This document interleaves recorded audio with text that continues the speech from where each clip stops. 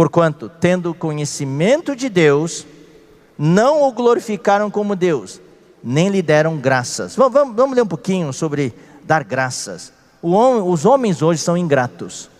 Irmão, que nós não sejamos ingratos. Pedro falou isso várias vezes nas mensagens dele. Nós murmuramos demais. Que tal começar a agradecer a Deus? A Bíblia fala em 2 Tessalonicenses capítulo 5, em tudo dai graças. Em tudo dai graças. Pela lógica não tem nada que dar graça, tem que reclamar mesmo. Mas em tudo dai graças. Eu já contei para vocês a história no passado, de ir para o aeroporto, tinha que pegar um voo para a Bolívia. Já estava saindo de casa meio atrasado. E daí, chega um irmão para pedir comunhão. Eu disse, irmão, não posso, tem que ir para o aeroporto atrasado já. Não, pelo amor de Deus. O irmão começou a chorar. Começou a chorar. Tá aí, eu entrei lá e ele me segurou uns 40 minutos.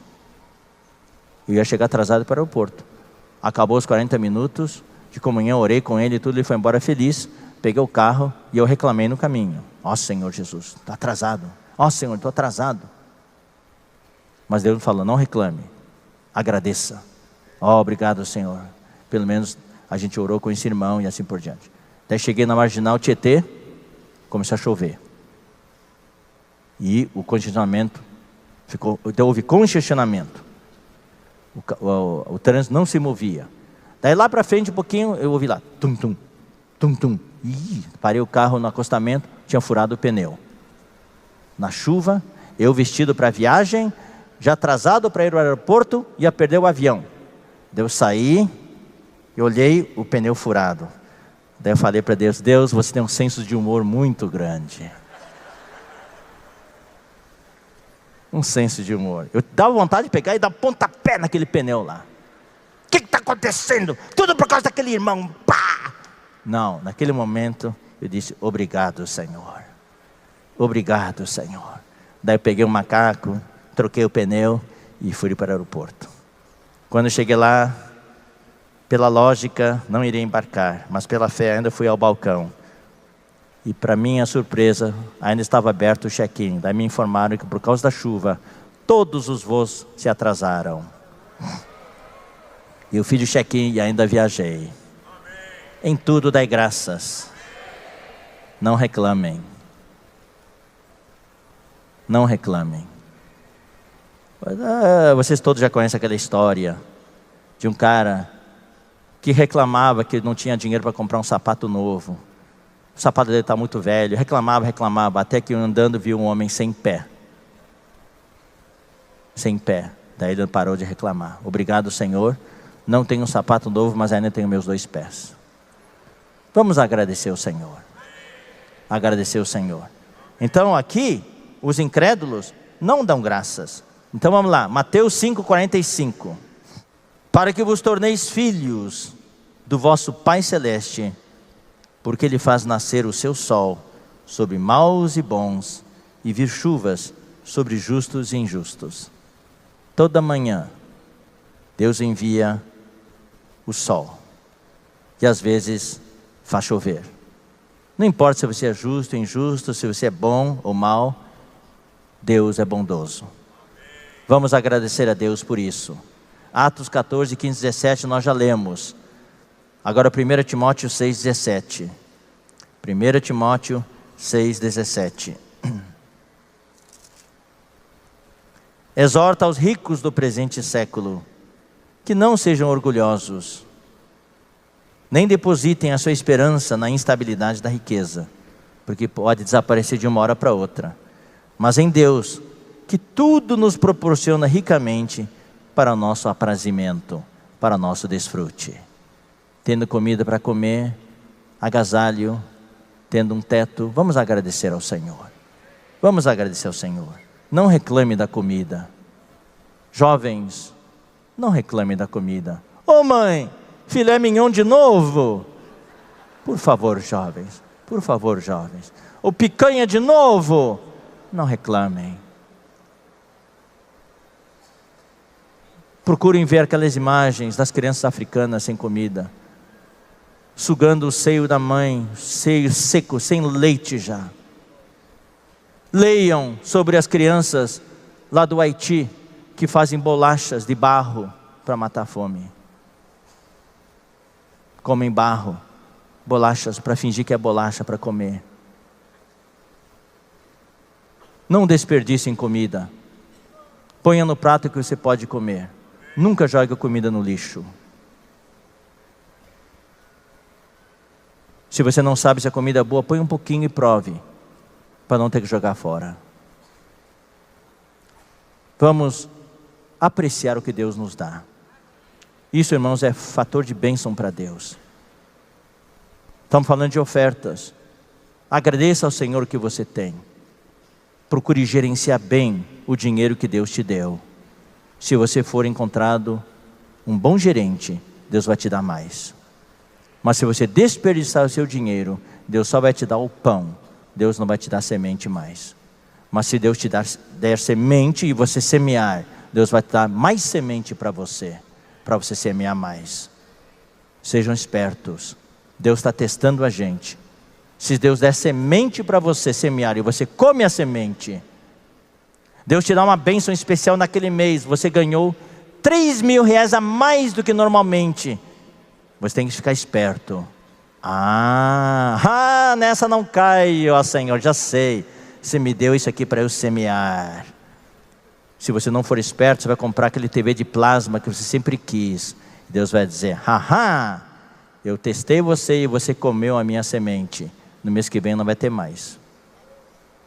Mas se você semear, Deus vai te dar mais ainda.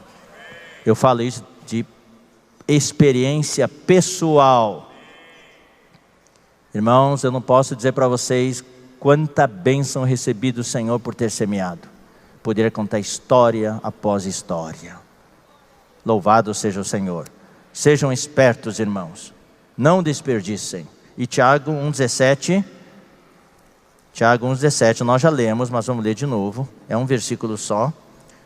Toda boa dádiva e todo dom perfeito são lá do alto, descendo do Pai das luzes, em quem não pode existir variação ou sombra de mudança. Vamos ser agradecidos ao Senhor. Voltemos para Romanos 1:20, aqui fala, claramente se reconhecem, claramente se percebem, desde o princípio do mundo. Nós estamos no versículo 21. Portanto, tendo conhecimento de Deus, não o glorificaram como Deus, nem lhe deram graças, antes se tornaram nulos. Nulos quer dizer o quê? Vazios, vãos, na sua cabeça, fúteis, insensatos, como em Efésios 4:17.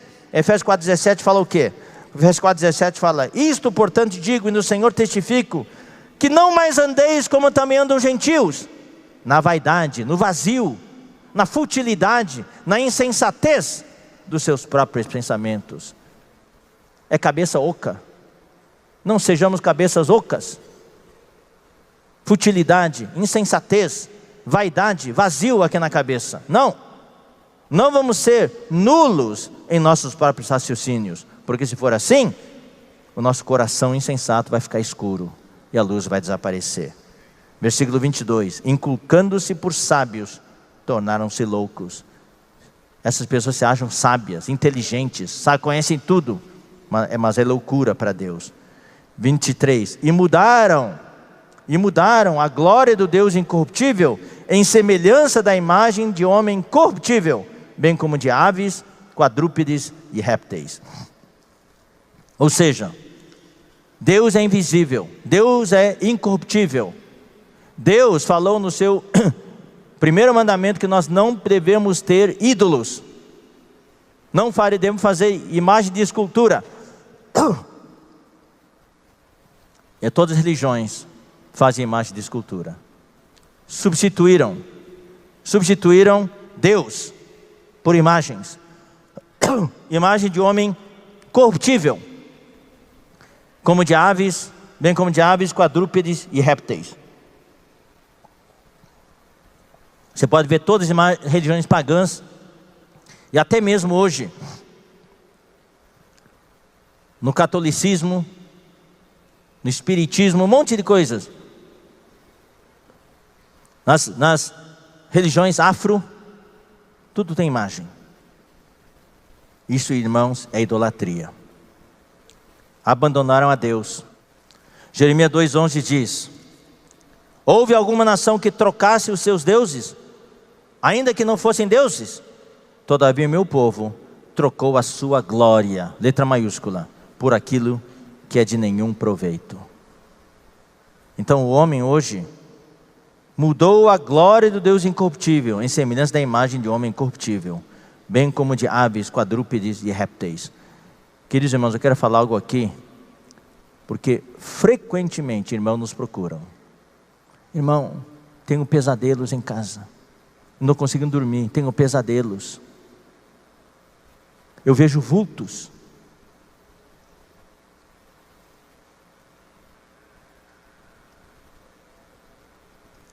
O meu filho não consegue dormir, dá pontapé, bate a cabeça na parede de noite e grita e chora. A primeira pergunta que a gente faz para esses irmãos, é quase 100% dos casos, é certo. A gente pergunta: tem alguma imagem na sua casa? Tem algum crucifixo? Tem algum livro, alguma camiseta com dragão, ou com dizeres estranhos, ou com a cruz invertida?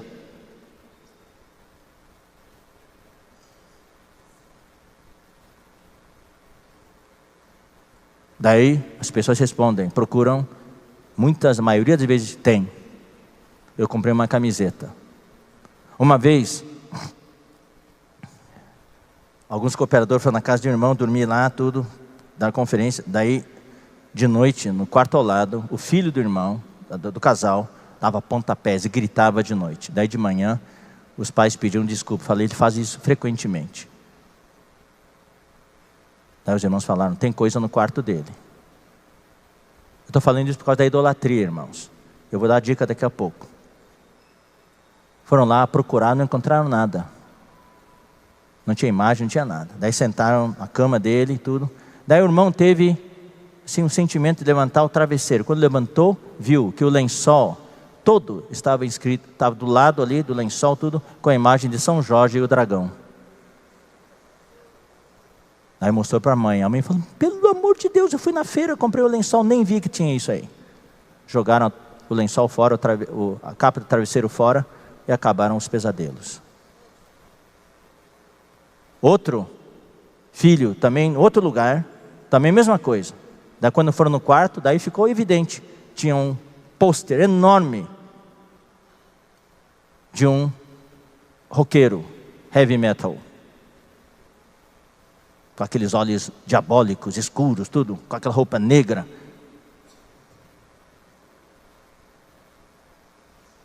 A Bíblia diz o que, irmãos? A Bíblia, vamos ler, Apocalipse 9:20. Deus quer salvar o homem da idolatria. Eu vou explicar por que a idolatria é perigosa. Nós não temos ídolos, mas muitas vezes nós escondemos ídolos sem querer. Eu não estou falando só ídolo de gostar de fazer certa coisa, não estou falando isso, estou falando ídolos de verdade, sem querer. Apocalipse 9:20. E é isso que o inimigo quer fazer, infiltrar essas coisas em nossas casas, através de ideologias, através de filmes, através de livros, através de objetos que a gente inconscientemente, por não termos consciência disso, não termos a sensibilidade disso, e muitas vezes através dos nossos filhos e jovens, que nunca os ensinamos sobre isso, eles introduzem essas coisas na nossa casa, e abrem as portas para os demônios. 9:20. Os outros homens, aqueles que não foram mortos por esses flagelos, não se arrependeram das obras das suas mãos, deixando de adorar os demônios e os ídolos de ouro, de prata e de cobre, de pedra e de pau, que nem podem ver, nem ouvir, nem andar. Isso vai durar até o tempo de Apocalipse. A humanidade está indo por aí. E se nós não tomarmos cuidado, se infiltra na igreja. Vamos ler agora 1 Coríntios 8:4. 1 Coríntios é o livro que trata desses assuntos da idolatria. Era um problema sério na igreja em Corinto. No tocante à comida sacrificada a ídolos, sabemos que o ídolo de si mesmo nada é no mundo, e que não há senão um só Deus. O ídolo em si não é nada, aquela estátua não é nada. Eu gosto muito de comer cachorro quente. Então uma vez eu descobri que os pãezinhos de cachorro-quente, aquelas bisnaguinhas, os melhores que eu já comi, eram fabricados pelos espíritas. Daí os irmãos falando, vou comprar mais. Irmão, se for assim, você não vai comprar mais nada. Você vai morrer de fome. O ídolo em si não é nada. O fato de um espírita fabricar isso não quer dizer nada. Tudo é santificado pela oração. O que influencia é o seu coração. Então vamos ler agora 1 Coríntios capítulo 10, versículo 19. Que digo, pois, que o sacrificado ao ídolo é alguma coisa? Aquela comida que é sacrificada ao ídolo é alguma coisa? Não, não é nada não. Ou que o próprio ídolo tem alguma coisa? Tem algum valor? Não tem valor nenhum. Quando morava em Sumaré, eu tinha um programa de rádio, uma vez por semana, a gente ia lá. Irmãos, do lado ali, tinha a imagem, em cima, Maria, tudo. A gente continua liberando a palavra de Deus sem problema nenhum, porque aquele ídolo não é nada para nós. Nós temos o Espírito. É quando as pessoas começam a ter uma veneração, uma admiração por aquilo, que é aí que entra a influência dos demônios. Olha só, versículo 20. Antes digo que as coisas que eles sacrificam, é a demônios que a sacrificam e não a Deus. E eu não quero que vos torneis associados aos demônios. Aqui, irmãos, Paulo nos abre uma janela para ilustrar algo. O demônio em si não é nada. Mas quando alguém sacrifica para o ídolo não é nada. Aquele ídolo, aquela estátua não é nada. Mas quando alguém sacrifica para aquela estátua, aquele ídolo, está sacrificando para o demônio que está atrás daquele ídolo. Então isso que eu quero dizer para vocês. Atrás de cada ídolo tem um demônio. Quando acende velas, tem um demônio atrás. Quando as pessoas vão lá fazer o sinal da cruz diante de uma imagem, tem um demônio atrás. Tem a influência dos demônios. E os demônios também curam. Também curam. Não é Deus que cura.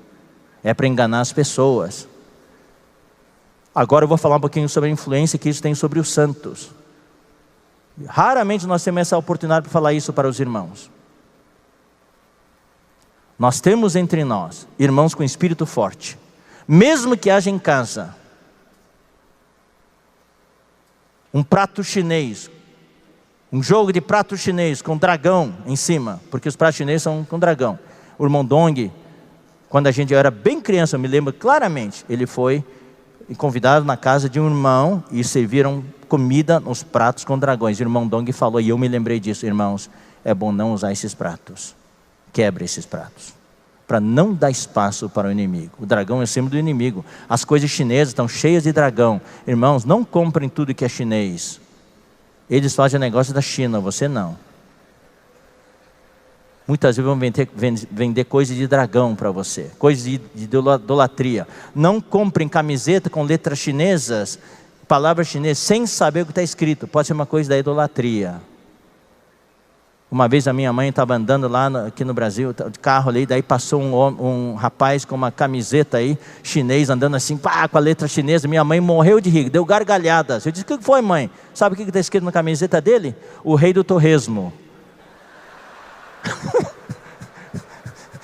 Esse chinês põe uma coisa que não tem sentido nenhum, e põe lá e o pessoal brasileiro compra e fica tudo lá.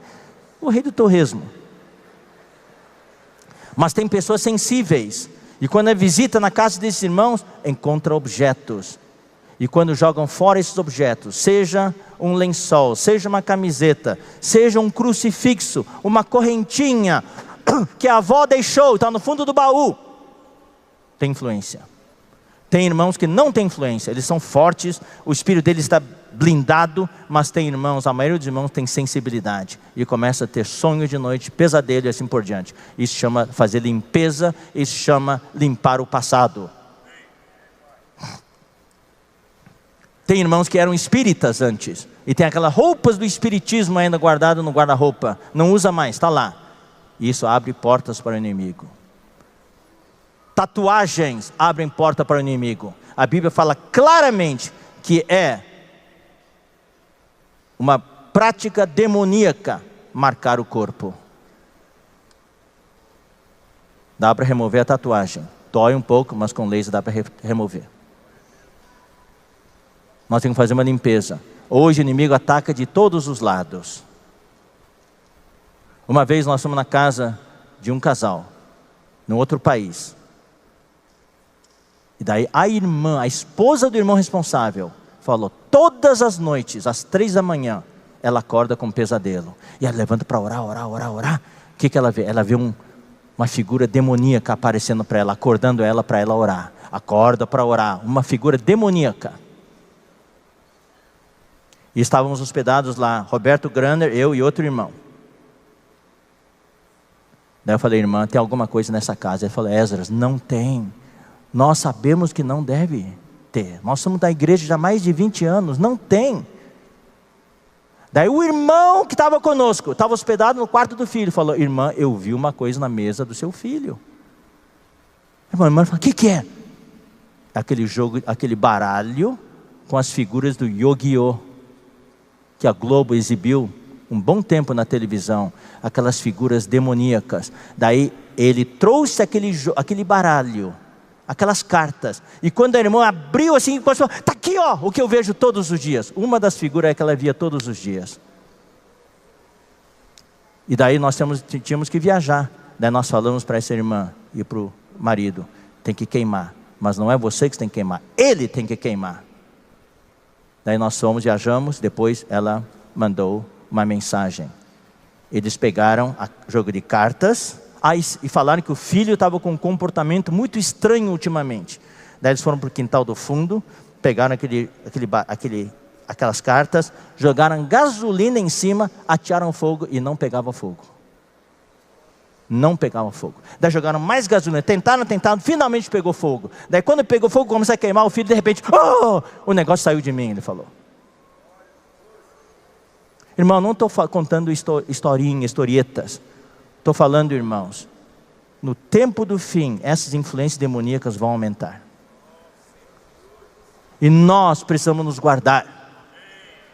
Nós temos que limpar as nossas casas, para não dar, especialmente vigiar pelos nossos jovens, adolescentes, que trazem coisas para casa sem nós sabermos.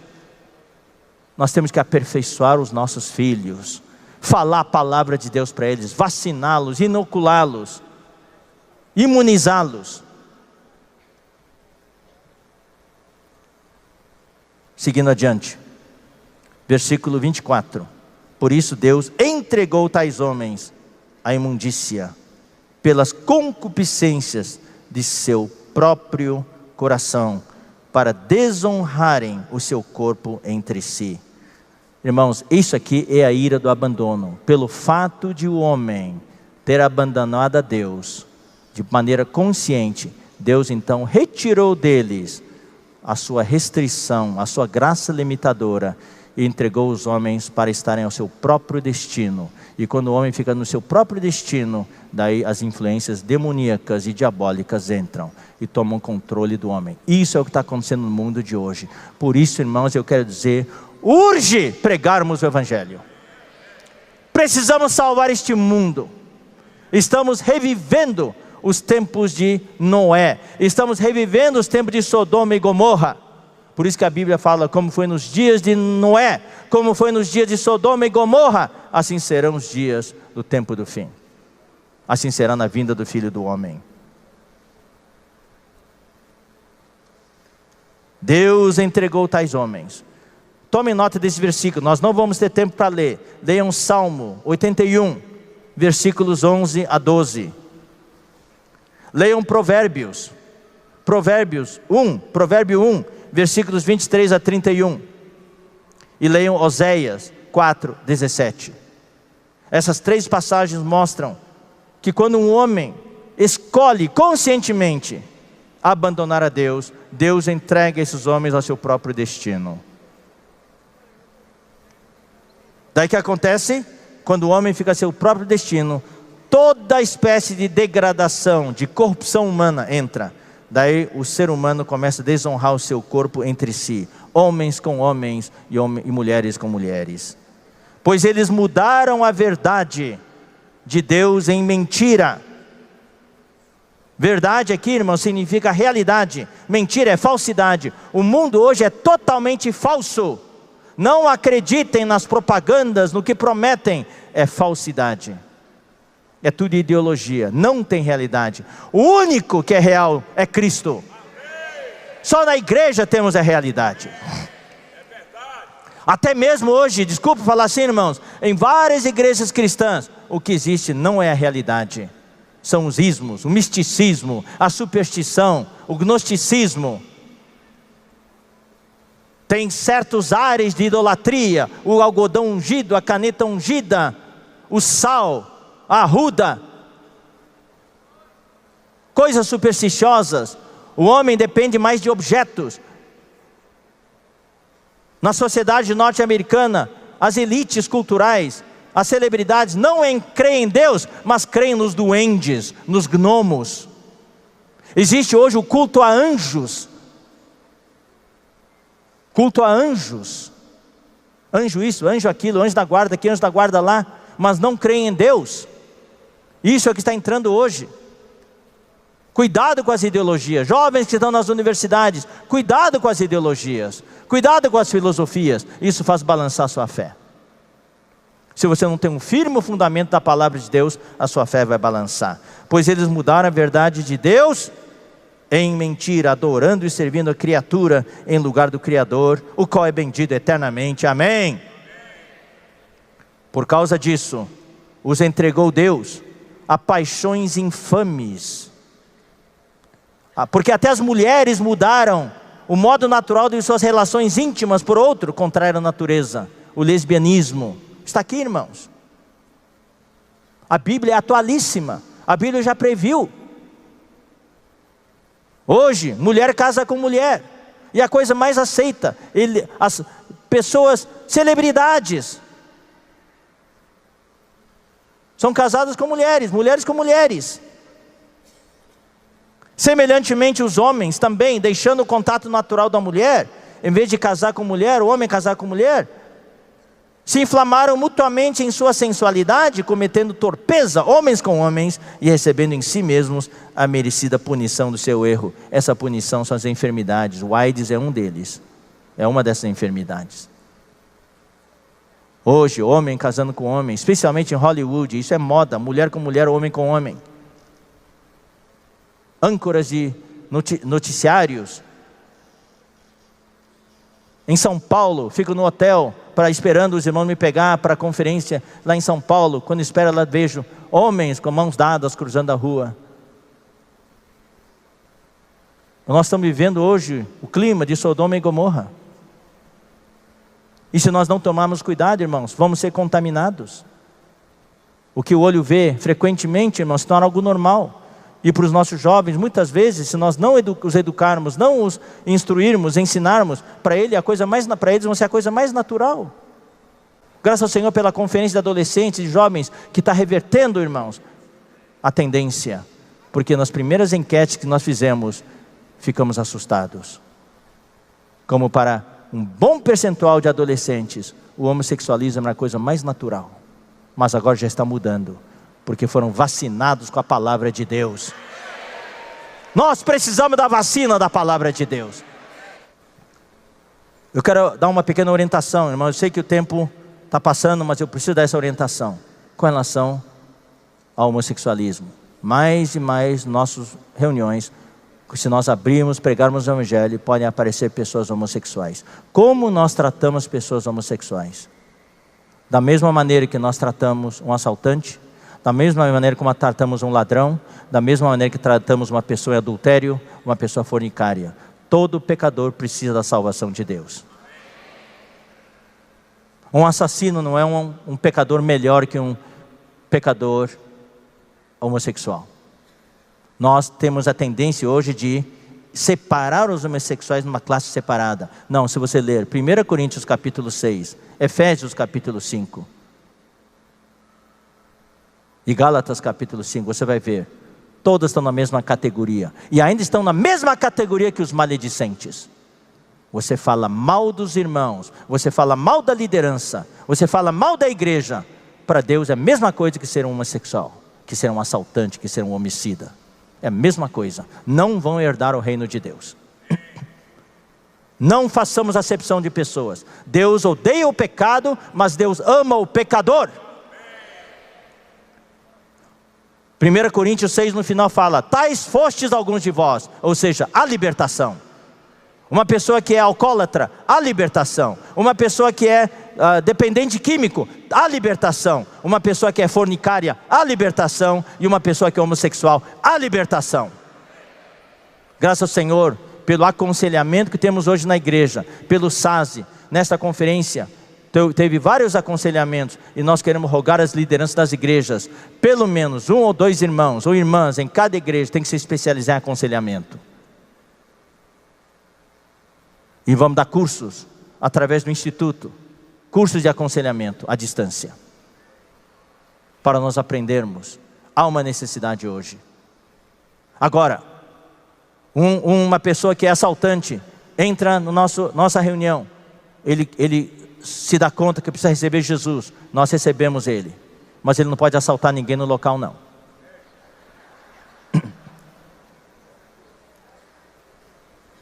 Uma pessoa que é ladrão, ele sente que ele é cleptomaníaco, ele precisa de libertação, ele vem para a reunião, mas não deve roubar ninguém. Uma pessoa que é homossexual, ele tem direito de ouvir o evangelho, mas quando ele entrar no local, pode até vir o par, sentado junto, mas tem que se comportar na reunião. Não pode dar sinais nenhum de que eles são um casal homossexual. Tem que estar lá para ouvir a palavra de Deus. Essa ordem nós precisamos ter na igreja, nas reuniões, mas nós temos que amar aquelas pessoas. Os filhos dos irmãos, mesmo os irmãos adultos, que decidiram contar para os irmãos, sair do armário, contar para os irmãos, que tem essa fraqueza, que tem esse conflito de identidade sexual, nós temos que ajudar esses irmãos. Recebê-los, acolhê-los, não condená-los. Assim como nós ajudamos o irmão que caiu em adultério e se arrepende. Assim como nós ajudamos o irmão que defraudou outro irmão e se arrependeu. Nós temos que ajudar todos os irmãos na igreja que se arrependem e querem ajuda. Nós não podemos excluir ninguém. Só Deus pode fazer isso. Eu espero que tenha sido claro, o tempo é pouco. Os princípios que nós devemos ter na igreja, de acolhimento, de ajuda às pessoas. Mas se a pessoa vem e abertamente deixa sinais, os dois, casal homossexual, seja homem ou mulher, fica lá fazendo gestos, intimidades, publicamente, aí nós não aceitamos, nós vamos pedir para retirar do local. Os irmãos entenderam? Mas se eles se comportarem para ouvir a palavra de Deus, para receberem libertação, são bem-vindos. Nós tratamos todas as classes de pecadores de maneira igual, sem distinção. Damos a oportunidade para todo mundo receber o evangelho, para receber o poder de Deus, para serem salvos, para serem libertos. Versículo 28. E por haverem desprezado o conhecimento de Deus, o próprio Deus os entregou a uma disposição mental reprovável para praticarem coisas inconvenientes. Não é Deus que faz isso, Deus simplesmente os abandonou, tirou a restrição e deixou esses homens à própria vontade. Daí começa a praticar coisas inconvenientes, cheios de toda injustiça, malícia, avareza e maldade. Queridos irmãos, essas coisas não é só deles não. Algumas dessas coisas são praticadas no nosso meio, que somos irmãos. Possuídos de inveja, homicídio, contenda, dolo, malignidade, sendo difamadores, caluniadores. Existe calúnia na igreja, sim. Existe inveja na igreja. Existe contenda na igreja. Aborrecido de Deus. Deus detesta essas coisas.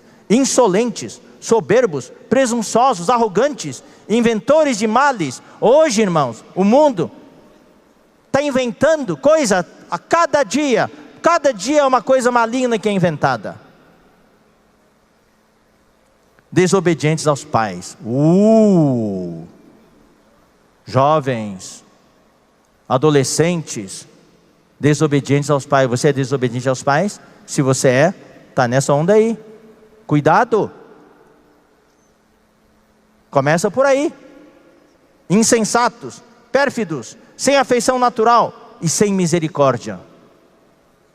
Ora, conhecendo eles a sentença de Deus, o justo requisito do juízo de Deus, sabendo que Deus condena essas coisas, de que são passíveis de morte os que tais coisas praticam, não somente as fazem, mas também aprovam os que assim procedem.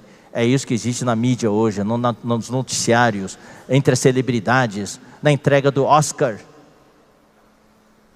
Entrega do Oscar, pessoas fazem elogio, apologia dos homossexuais, do casamento do mesmo sexo, porque se eles não fizerem isso, eles vão ser boicotados, ninguém mais vai assistir o filme deles. Então eles têm que elogiar, para todo mundo aplaudir.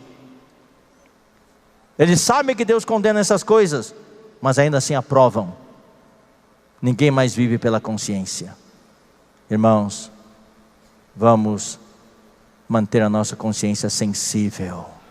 Vamos cuidar da nossa consciência. A consciência é a porta do Espírito. O Espírito tem 3 partes: consciência, comunhão e intuição. Ó Senhor Jesus.